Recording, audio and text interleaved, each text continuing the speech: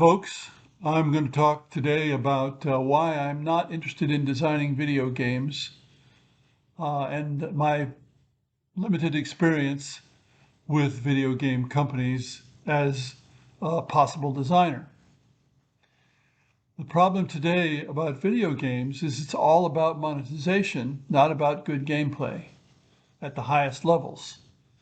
Now, there are exceptions when it's one or two people making a game, but we're talking about studios in this case. Also, those games, the AAA games and the like, tend to impose a story on the players.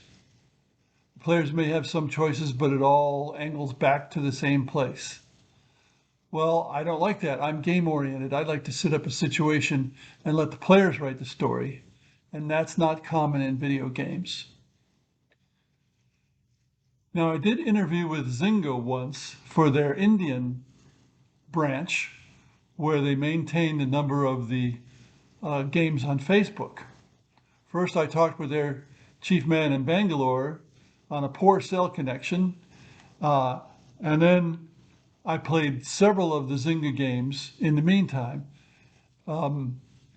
The Zynga games then, and maybe still now, I don't know, were very much simple puzzles that were hand-holding and no-brainers. They weren't really games, they were simple puzzles. Then I talked to their two designers, in this case, designers supporting existing games, who were both young Indian men. And they were a bit in awe because they said I'd had games published before they were born. Nonetheless, as we talked, we agreed in the end that I would not find it at all interesting to be supporting these games, making little bits to add on and little bits of puzzles and so on. And I had to agree. Now, did I ever apply to a tabletop publisher? Well, there are very few game designer openings at tabletop publishers, and they're very poor pay as well. But Arnold Kendrick, who was at Dwarf Star Games in Texas, and I talked about me moving to Texas to work for them. They published my game Dragon Rage, which has since been republished in 2011 and is apparently going to be republished again in France.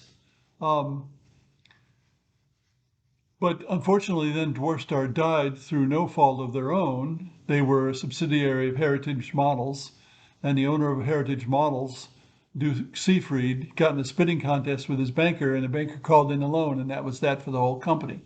At least that's what I was told. Now, Arnold went on to have a successful career in video games and now is passed away, unfortunately.